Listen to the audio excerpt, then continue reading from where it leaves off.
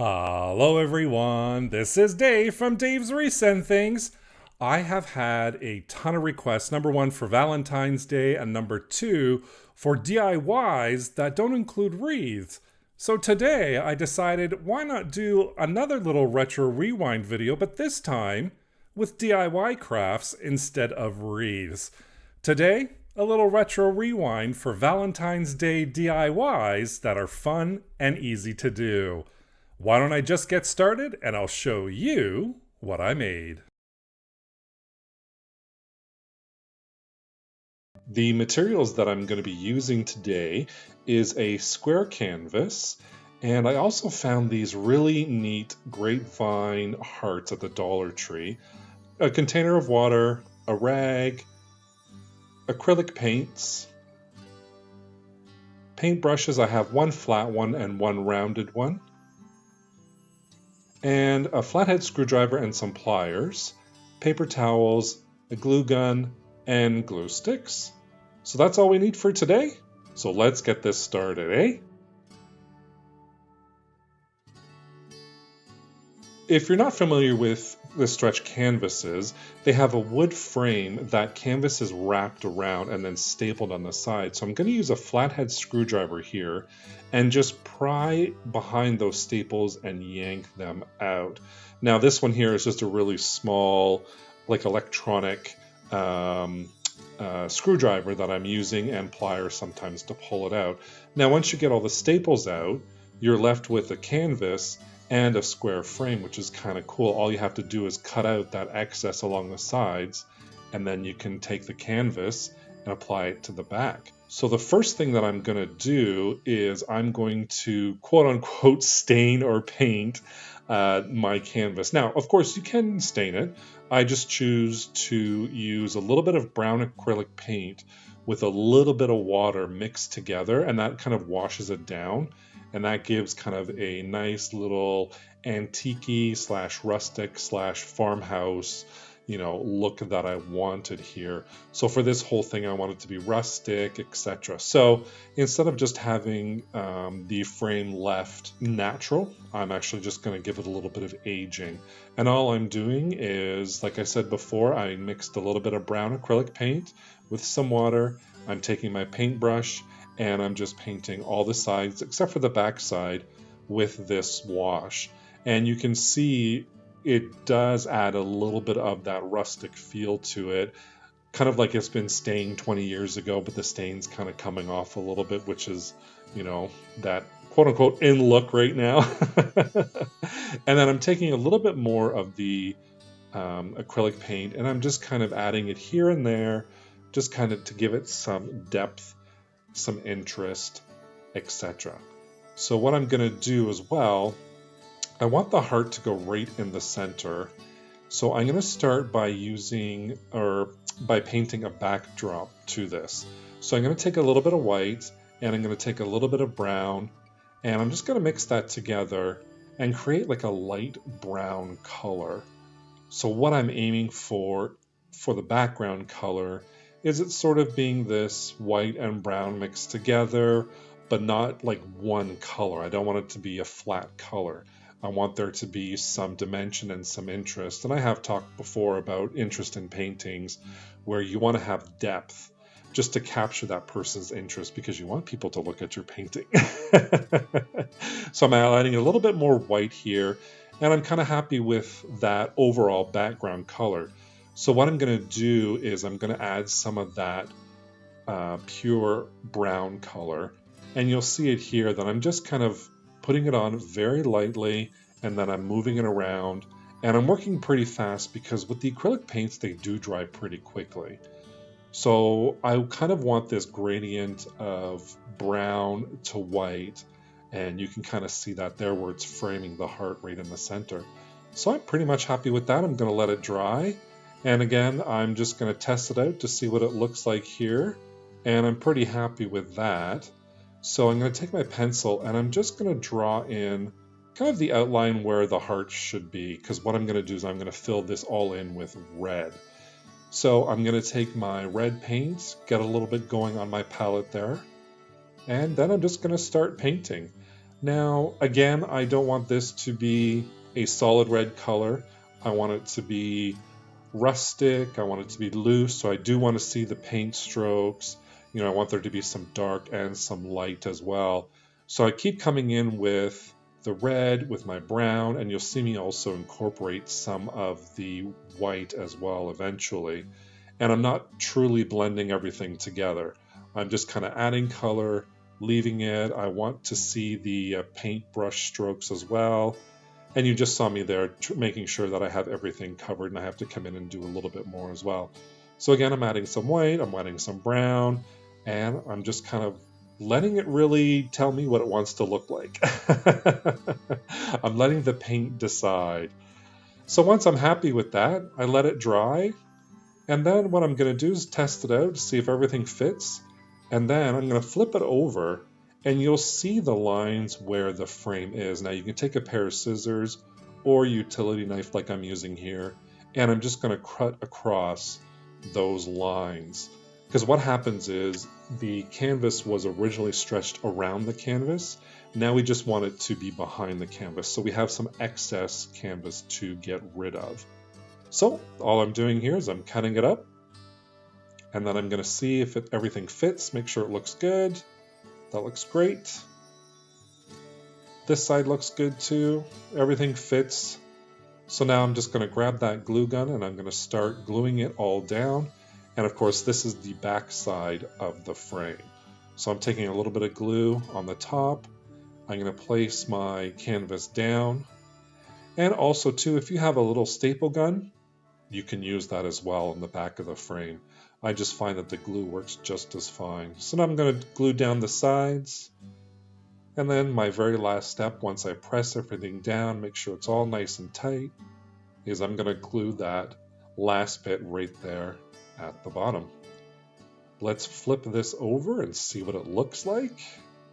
And there we go. And that little added 3D rustic look is my little heart that I got at the Dollar Tree. Good dollops of glue. Press that down, make sure it's kind of covering everything, and I'm gonna let that dry for a bit. There we go, our 3D Valentine's Day heart.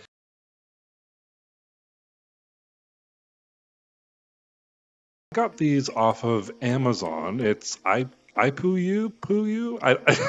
I don't know how to pronounce the brand name, but I found them for Amazon. There was 100 in a pack for $19.99. It comes out to, I think it's like, 19 cents, 20 cents per row. So I thought that was really cool. They're foam. They look beautiful. I love them, and I couldn't wait to start crafting with them.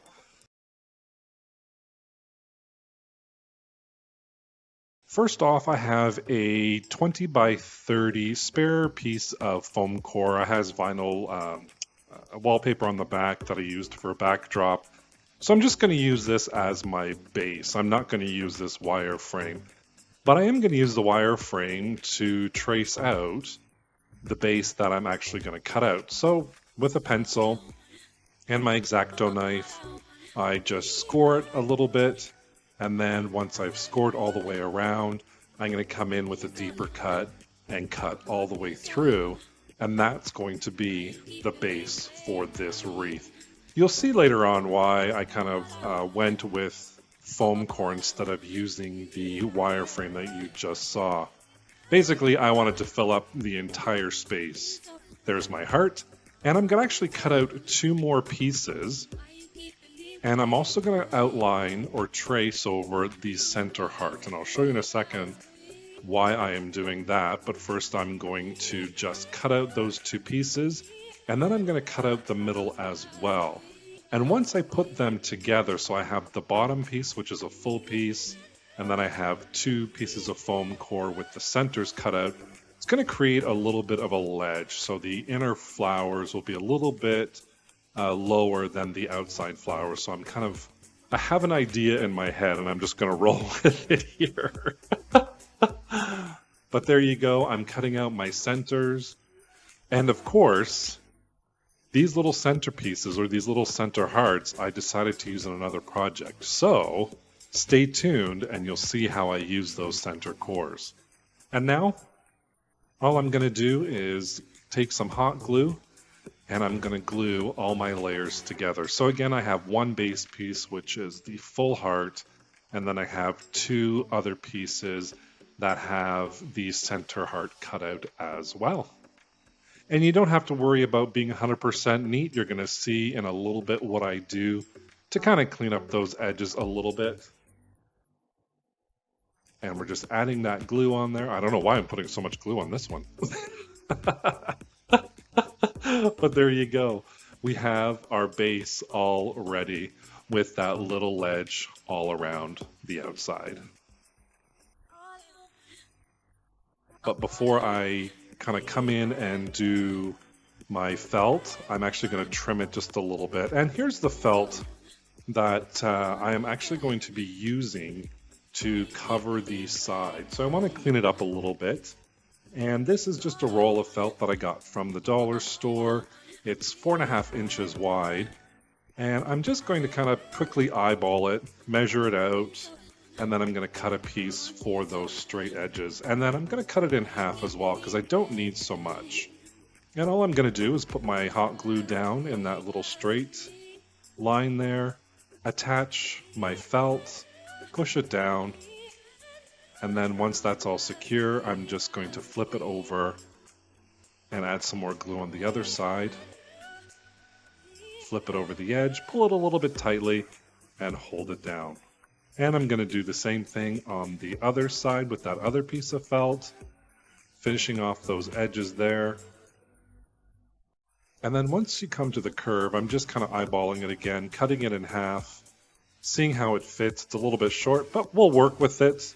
Then I'm going to layer the two, and then I'm just going to put little snippets in there creating tabs. So they're about maybe an inch by an inch, or a half an inch, I should say.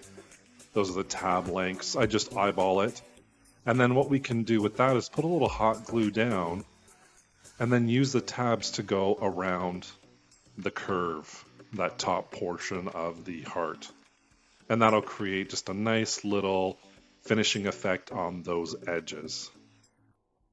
And I keep continuing pushing my tabs down into the hot glue, working in small sections, flip it over, and then I'm going to put a little dollop on each tab. But, you know, maybe 5 or 6 of them all at once, and then quickly just push them and hold them in place. And I'm going to finish off those corners there with the same procedure all the way around. And that's going to give it kind of a nice little finish. You don't have to finish it off like this if you don't want to. You can totally leave it with the exposed foam core. That's totally fine. It's totally up to you, the color that you choose. I just chose red because, well, red roses, and it's Valentine's. And I'm going to work on my last little piece here. Going to cut it in half, create those tabs, and attach that on there. And once I attach that on, I have my base all ready to go.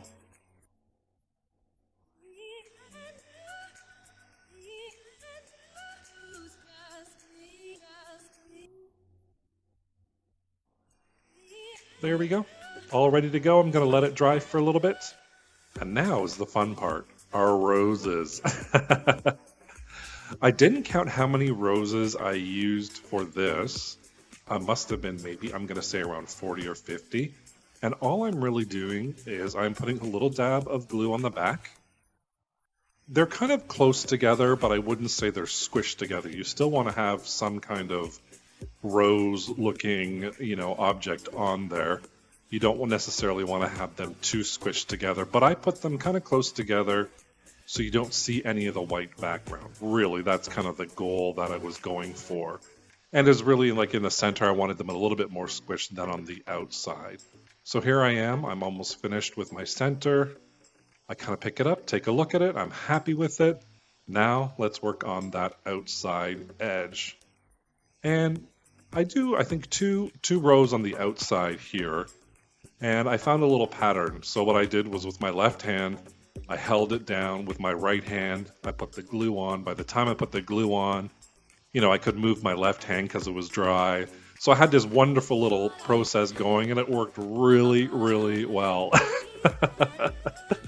So once you find your own little process, this will go by so nice and quick. But really, I had so much fun playing around with these roses. The time just flew by. I had such a great crafting day in my studio playing around with these foam roses. I just loved them so much. I actually wish I had a whole bunch more. But here we go. I'm just kind of going around on the outer edge now, finishing up with my last row of my roses and attaching the last couple of roses on here. And once I'm done, we'll see this beautiful rose heart come to life.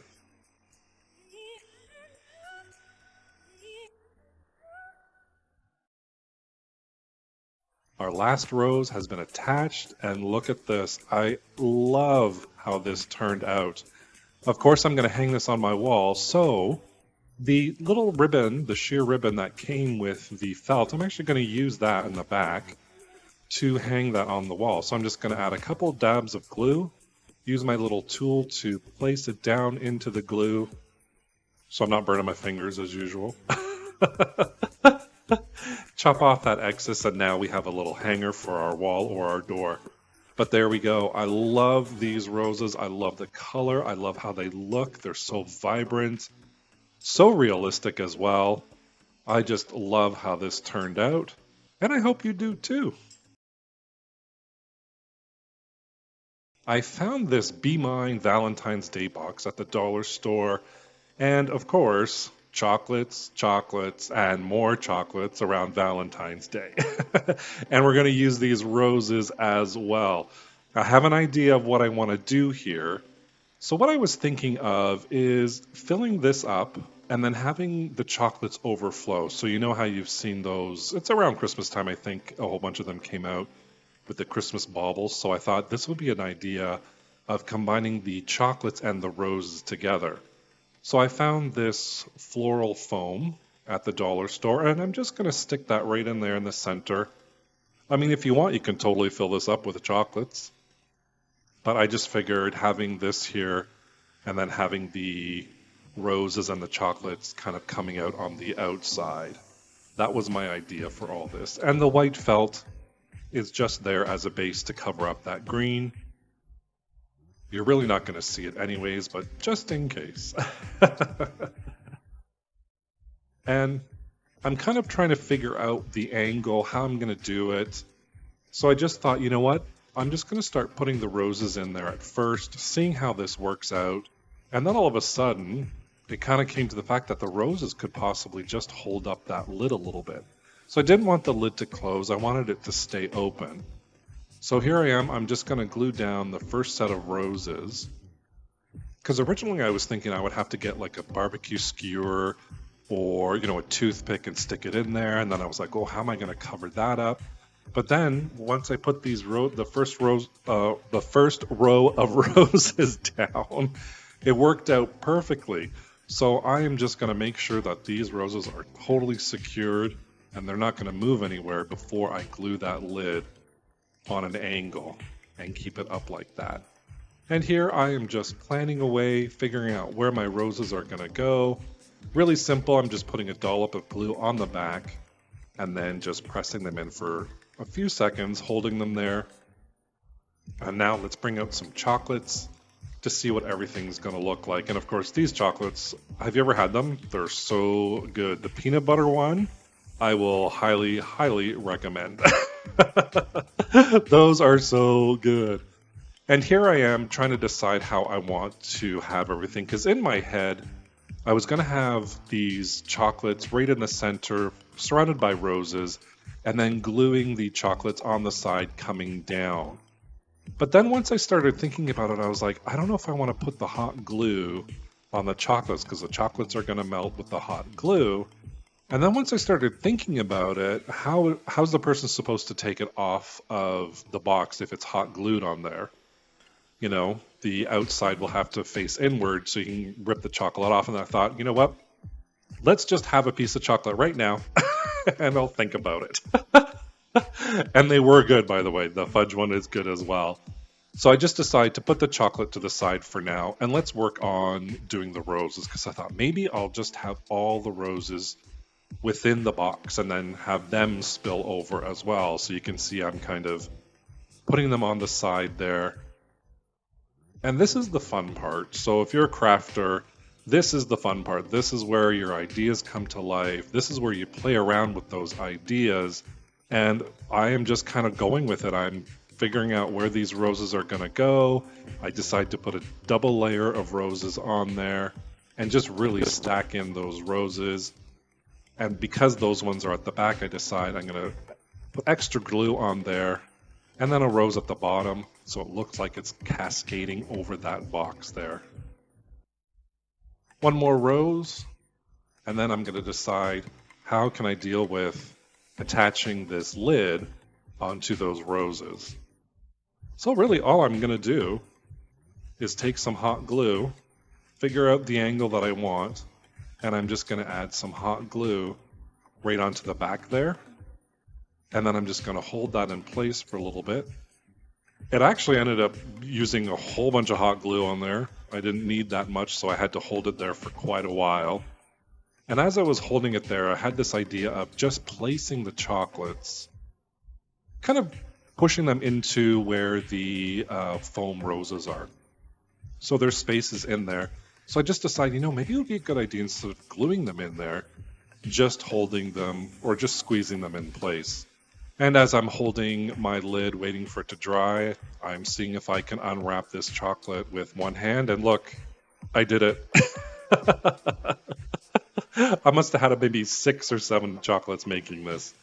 But there you go. So I just decide I'm just going to place these in here, just squish them in between the roses, and it worked out perfectly. And I just love how this turned out. I had one idea and then something else came into mind as I was doing it. So my cascading roses with chocolates for my Valentine. For this one, I had a couple of roses left over, maybe about 12 to 15 roses left over. And I went searching in my cabinets and I found this old mirror that I got from the dollar store.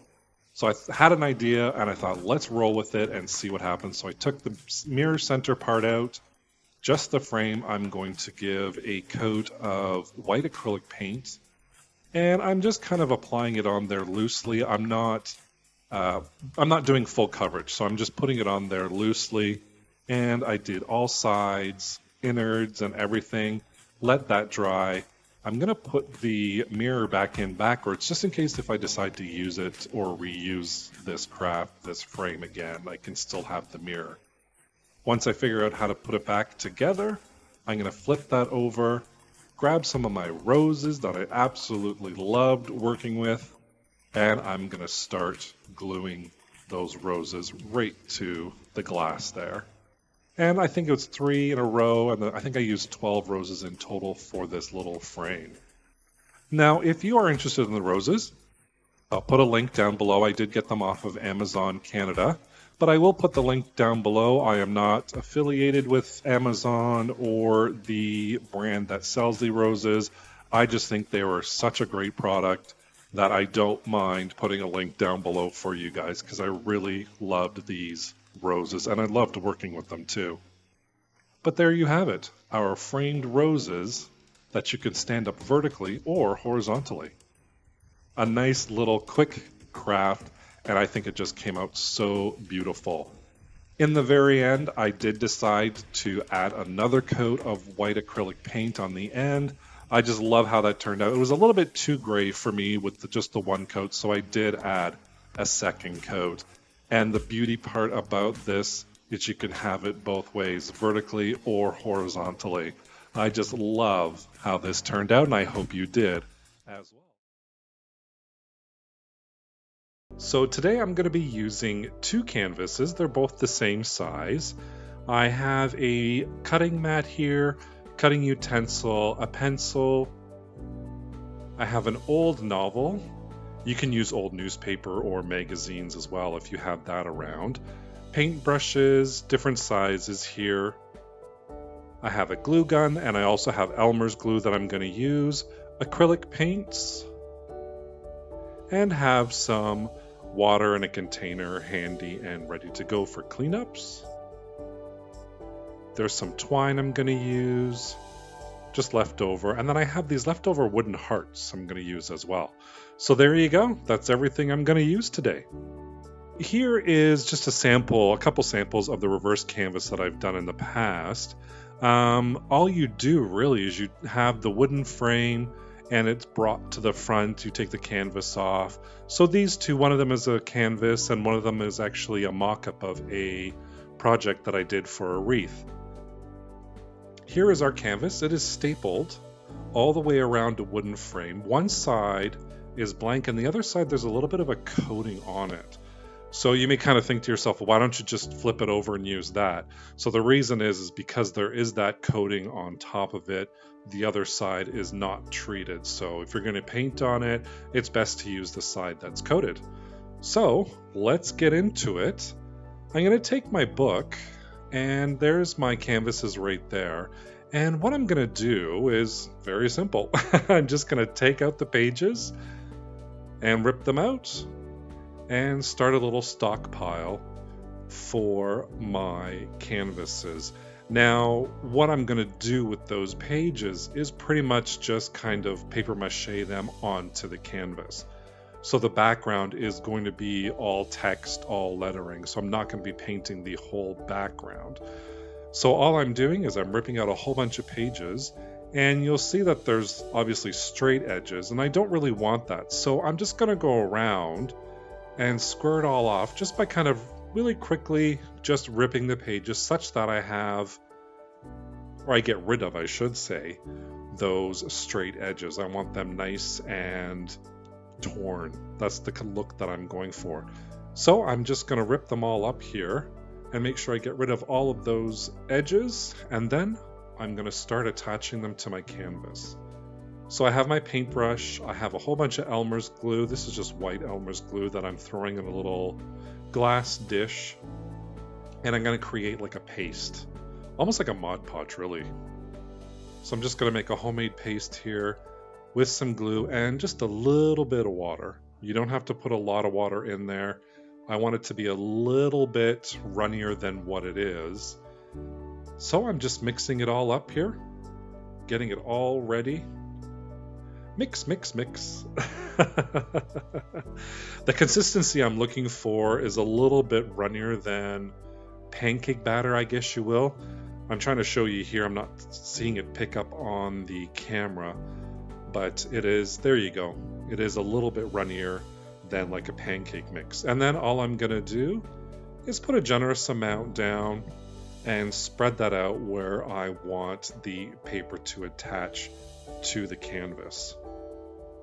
So again, you do the same process when you do Mod Podge. You put one layer down, you put your paper on top, and then you create another layer using your Mod Podge. So this is kind of the same thing here. So once I put one layer down, I have my piece of paper on there, and then I take a little bit more and I just throw it on top. And then I'm just going to continue that whole method over the entire canvas, making sure I cover the entire canvas. And the reason why I'm doing the overlap is because I'm actually going to cut all that off later, you'll see. There is a method to my madness. I'm not going to leave it just like that. And there you go, I'm just using extra pieces here. I'm using all that recycled paper, which is awesome. And I'm just attaching everything on there using the same procedure and the same method. And once I get that all done for the first canvas, I put that aside. I'm going to grab my other canvas and I'm going to start working on that and do the exact same thing. So I'm ripping off all the sides there, getting that nice rustic edge. And here they are. They are all done and they're soaking wet. Now, I'm just showing you here, there are bumps and ripples. That's totally okay for the look that I'm going for. So, especially when you wet paper, obviously it's going to crinkle a little bit, but I'm totally happy with that. I kind of wanted that to happen. So, I'm just going to let both of those dry really quickly. Or I shouldn't say quickly. I just want to let those dry. So I'm going to toss them aside, and then I'm going to start with that wooden heart that I have. So I laid down just a piece of old paper that I'm going to use as a protective surface and a palette as well. And I've got my little wooden heart. And all I'm going to do for this is I'm going to paint it red. Nice and simple, nice and easy. But with this as well, I'm going to cover it all first.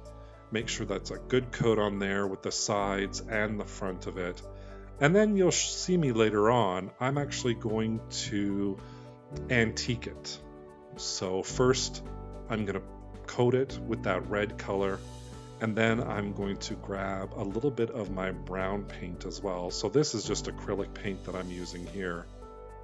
Shake it up and give me a little dab there. And then what I'm going to do is I'm just going to start kind of a dry brush technique. And I still have some of that red on the paintbrush, which is totally fine. And then I'm just going to start adding it with a very light dry brush effect. And I just kind of go in and out with that color. I don't put too much on my paintbrush because I can always add. It's just very hard to take away. So I always start with a little bit and then I add on top of that. And I want to add a little bit of white as well. So here I am pouring just a little dollop of white. I'm going to use the exact same brush and the exact same technique of just lightly brushing it across that heart until I get the effect and the look that I'm looking for.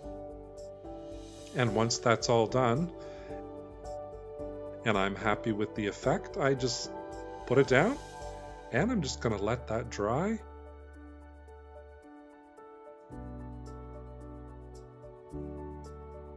So here's the paper dried, so you can see it's still on the canvas there. And what I'm going to do for this, and what I wanted to do, was have a little aging effect on it. So the whiteness of it was just a little bit too white for my liking. I wanted it a little bit darker, a little bit aged. So all I'm doing is the trusted old technique of a tea bag in water. So that's it. So all I'm doing is I'm taking that tea bag that's been soaking in water and I'm running it across the top. And here you see I'm just kind of seeing how it looks together with that heart, and I'm happy with that. So I'm going to just put that one aside, grab my other canvas, and do the exact same thing with this one here as well. So I'm just taking my tea bag and I'm just dragging it across the surface and adding a little bit of discoloration to my painting, giving it that beautiful antique look. And of course, right around the edges where there's ripped, I really want to put that color in there as well to make that pop. So again, I'm just going to let that dry for a little bit longer. And here you go, it's all dry. Now I'm going to take off my staples that go all the way along the wooden canvas. So I have this little toolkit, and I'm just going to take this very small flathead screwdriver, and I'm going to pry out those staples. Now with this, be careful. If the placement of your hand is wrong, you can jab yourself, and trust me, I have done it a couple times in the past. So a little word of warning, it hurts when it happens. So just be careful when you're using your tools on this. Of course, some of the staples don't come completely out for me, and you'll see me use my pliers every now and then. Here you go, just to help take the rest of those staples out. Now I didn't just cut them, I actually took them all the way out. So along with my flathead screwdriver and my pliers, I was able to get all of those staples out. And then once that happens, the magic begins. So here it is, I take it out, there's your wooden frame, there's your canvas that we were just working on, and of course it's a beautiful natural color piece of wood, and you can totally leave it like that if you want, or you can do what I do. Just to darken it up a little bit, I just take my acrylic paint and I just pour it right on top there. No mixing, no fuss, no muss, and then I take my damp rag and then I'm just going to move really quickly because acrylic paints do dry very quickly. So I'm just going to move really quickly and get all those edges antiqued and get a little bit of that brown all over every single edge. Of course, I don't worry about the back portion of it because that's going to be covered by the canvas and nobody's really going to see it. So again, I just put dollops of paint on my rag here, and then I just move it all around with the rag, quickly, making sure that I get good coverage and the coverage that I want. Let's test everything out again. That looks great together, and so does the heart. That looks good. I'm happy with that. So I must say I got a little bit excited and I jumped a step without recording, so I apologize. What I've done is I have cut out my canvases to the size of the frames and glued them to the back. I did that for one of them, and I didn't record the cutting process, so I apologize for that. So all I'm doing here is I am kind of planning everything. So I thought it'd be a good idea for me to show you how I kind of plan. I had an image in my head of what I wanted to do with this, and now I'm actually going to plan it out to see what I want to do. On one of the canvases, I wanted cursive writing of the word love, and I wanted to tie the two canvases together. So on the one on the left, I'm actually going to do like a couple of loops and then have it join up to the one at the right. Now, if you haven't done paintings before, or, here's a little bit of Artist 101, I guess. A diptych is actually two paintings that are put together that becomes one painting. So it's one painting that has two canvases or two panels. Now for a triptych, say that 10 times fast, that will be 3 panels or 3 canvases put together to make one painting. So I wanted to tie these two canvases together, and I'm just going through my whole thought process here of how I wanted to do that. So I'm incorporating the twine in both the left and the right canvas. And once I figure out what I'm doing, I'm going to outline the little swirl with my glue gun, and then I'm going to put my twine down on that little swirl.